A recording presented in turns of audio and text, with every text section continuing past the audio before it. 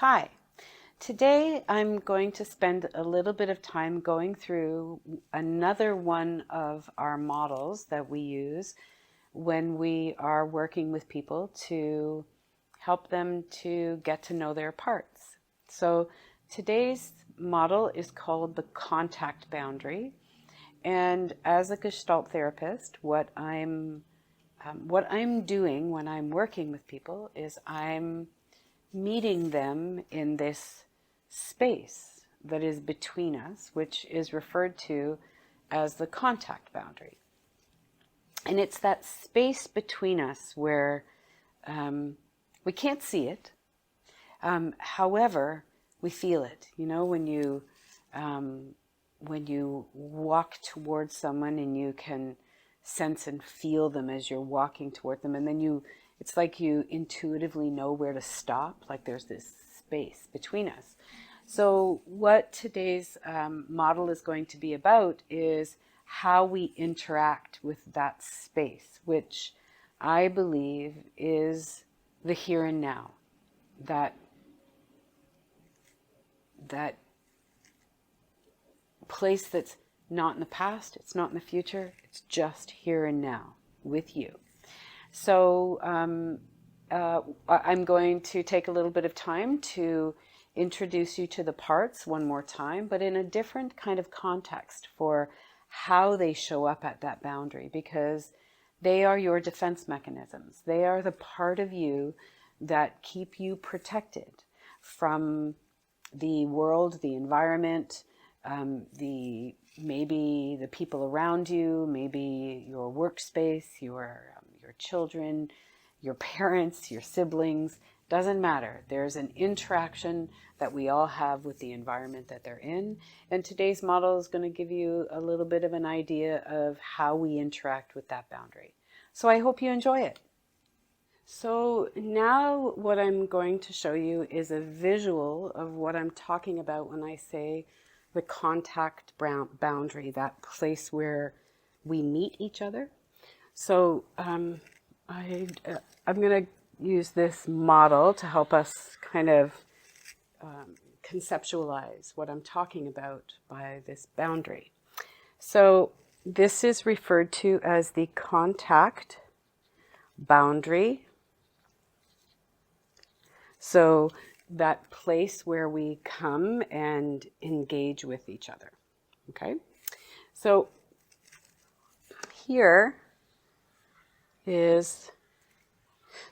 this is the environment.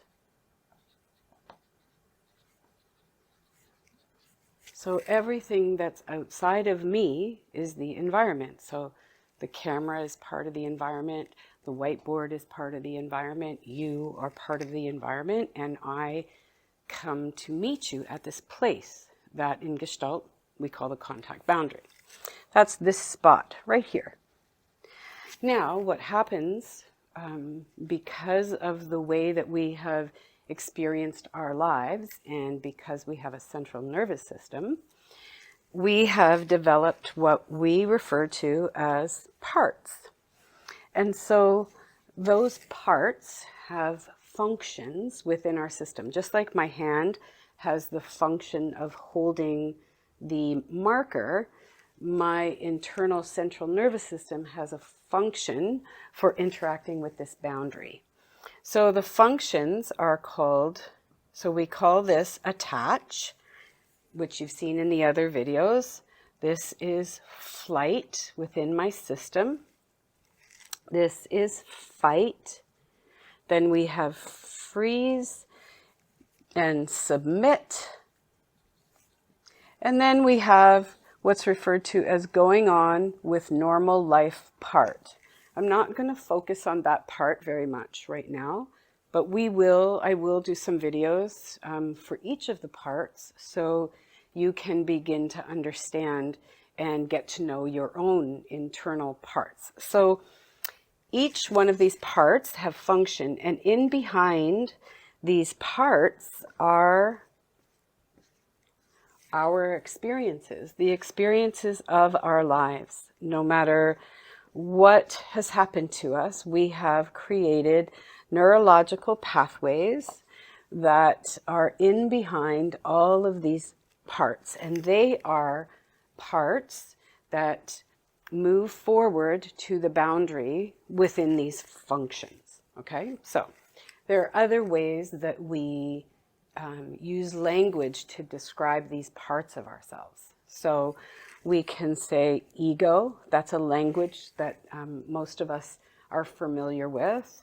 In our world, we just refer to all of it as parts. These are all parts, all experiences, and there is a whole which houses all of the parts, which is, I could make this a very large circle because this is me, right? So the me-ness, right? Or the somebody-ness. This is who I believe I am. So when we are interacting with the environment, what's actually happening is that these parts of us are facing forward, okay? So they are constantly on guard at the boundary. So they come to the boundary. So let's say my flight part shows up and comes to the boundary to greet you. And, you know, my experiences have been that sometimes it's kind of threatening to be at this boundary because maybe I don't know you or I'm very familiar with you and I know what you're going to do. And so I'm just going to, my body's going to show up, but I'm not actually going to be there. I'm going to be thinking about something else. I'm going to be doing this and da, da, da. I got all this list of everything in behind, but I'm not actually present. Or you might want to know something about me, but I'm not going to really tell you. I'm going to do this dance of being in flight, busyness, busy, busy, busy. I have a busy part. I don't know about you. I have a part that gets engaged in all the doing. And all of that is flight within my system. So the flight mechanism is preventing me from truly showing up at this boundary, like in a present way, okay?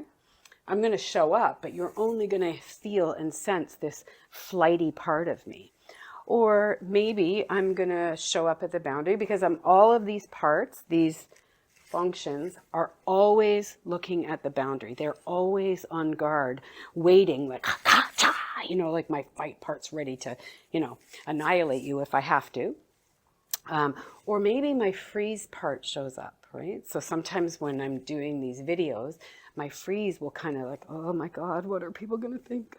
Oh geez, oh no, oh no, oh no. And I get anxious and nervous. And so now there are parts of me back in behind this freeze function that are kind of wanting to stop me from doing what I'm doing. And they feel really nervous and anxious.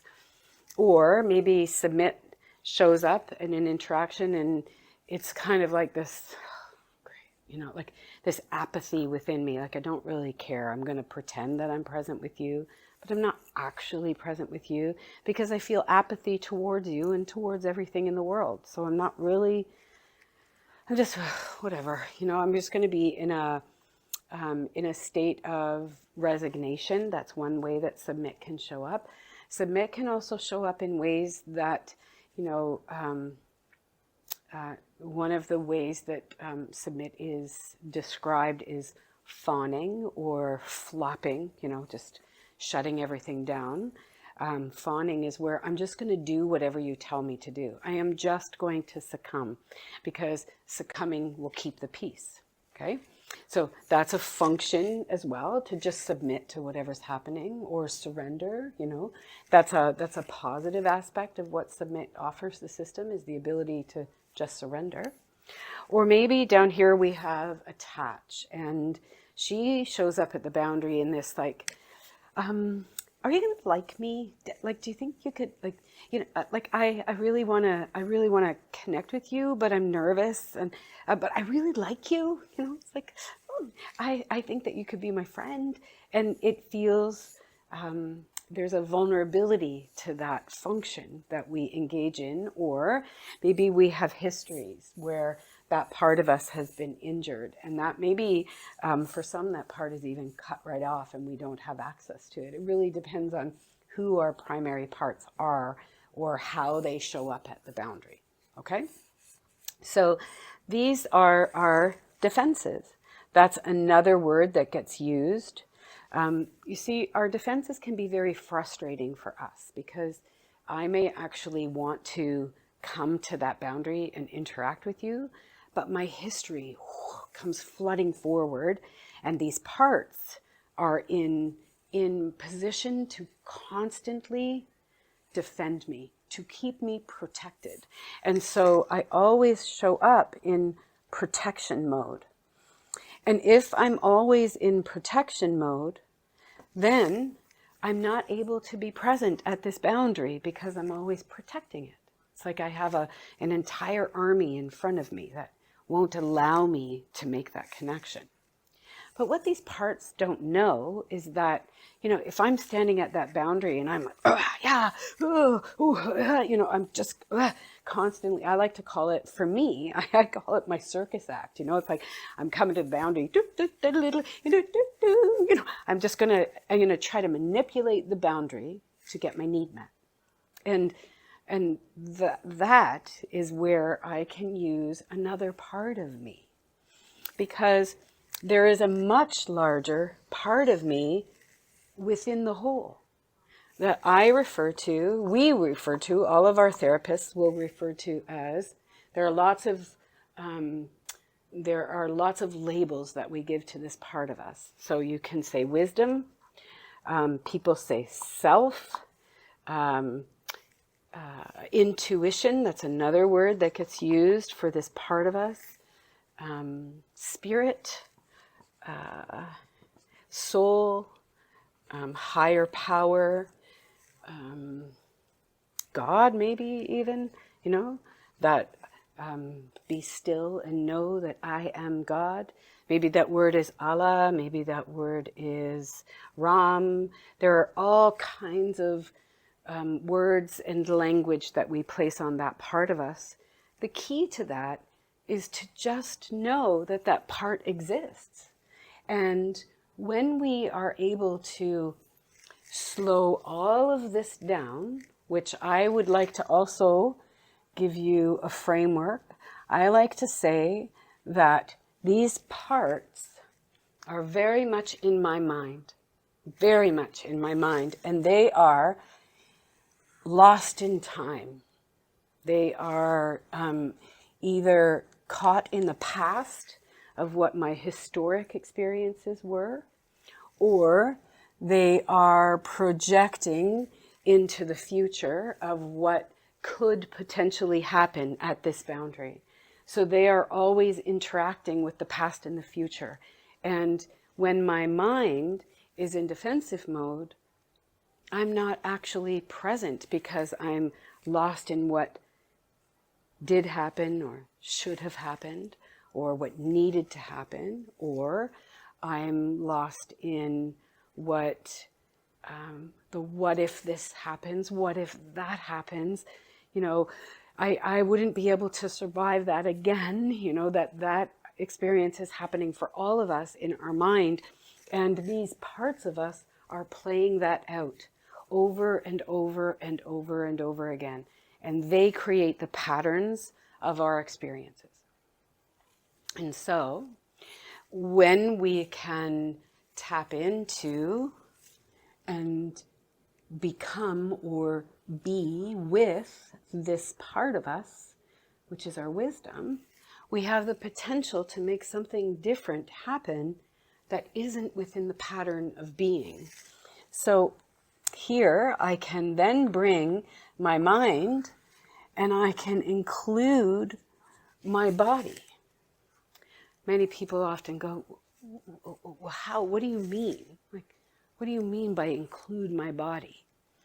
What I mean by that is that we have to, if I am just lost in my mind and I am allowing all of my defensive parts to interact with the world, I am not attuned to the intuitive sense that I need that will allow me to show up in the boundary knowing that I'm safe. No matter what happens, I'm going to be safe because I've always been safe. Things have happened to me, events have happened to me, but I still stand here in front of you, safe. Yeah, I've got all kinds of baggage and stuff that's back there. But in this moment, as I stand with Abdu and he's behind the camera, I am safe. There's nothing happening here. And I mean, nothing, except I'm staring at a camera, and that's not really anything happening. So here's how to engage the body so we have access to this part of us, this wisdom within us. We have to use our senses. We have to use our 5 senses to be able to orient ourselves to the space that I'm in. So I feel my feet. I can feel the solidness of this marker.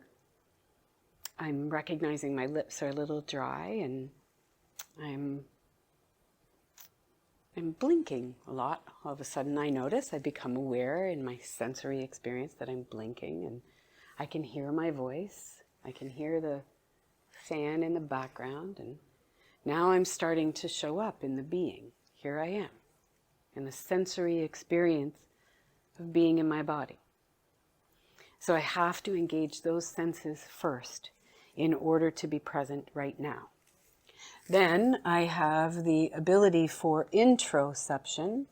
And introception is my ability to notice my internal world of, I just had breakfast, so my stomach's a little full.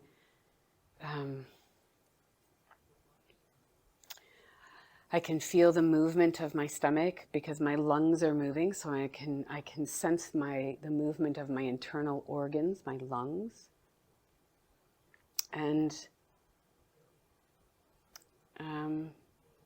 I think I might have to go to the washroom soon. You know, I can feel that my bladder is getting a little full. So that is called introception. That's my ability to have an awareness of my internal organs, right?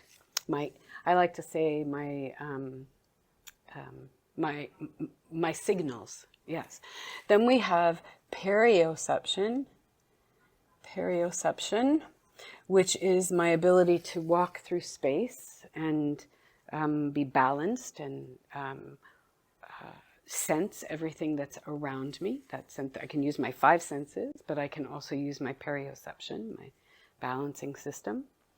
And then I have the ability for awareness of my internal sensations, which is my ability to sense the little bit of excitement that I feel in my chest in talking to you.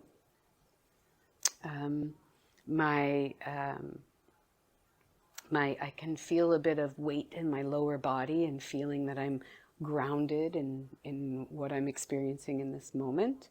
And my ability to sense and know what I want to say to you, what my thoughts are doing, and what wants to come forward from my thoughts. So all of that is the process of being. So it's the being part of me that really wants to come right through all of this experience, right to this spot with you. But my parts get really, well, not in this moment, but they can. It depends on the context of the environmental experience that I'm having. Is what my being and my intuition wants nothing more in the world than to just truly be present and show up in the now. And I believe that this spot right here is now, now, now, now, and now, and right now. And when my mind and my body are deeply connected and I can sense my being, I'm able to be present. And I can recognize and be in awareness. So this part of me is the capacity for awareness And when I am aware, I can show up to this space, that contact boundary with you or my environment, and then I have an experience. And I believe that that's what the whole, we come all the way around, right? That is the whole wants, is just to have an experience. Whether it's right now, I'm having an experience with the camera, and I'm also having a little bit of an experience with Abdu, who's behind the camera. I'm noticing his hands and his hair. And so I'm also having an experience in this moment. And I believe that that's where true contact actually occurs. It is the now experience. Now, having said all that, when we're working with our parts, so when I'm working with my parts, I have to help them to understand. So if they're all standing at the, ready to defend, okay, like whatever's coming, I got it, don't you worry, that kind of thing, right? Let's go. All I have to say, hey, everybody, calm down. It's, she's back here going, hey, I'm over here. And then they get to turn around. And they begin to recognize that there's something more to the whole. There's something more in there. What?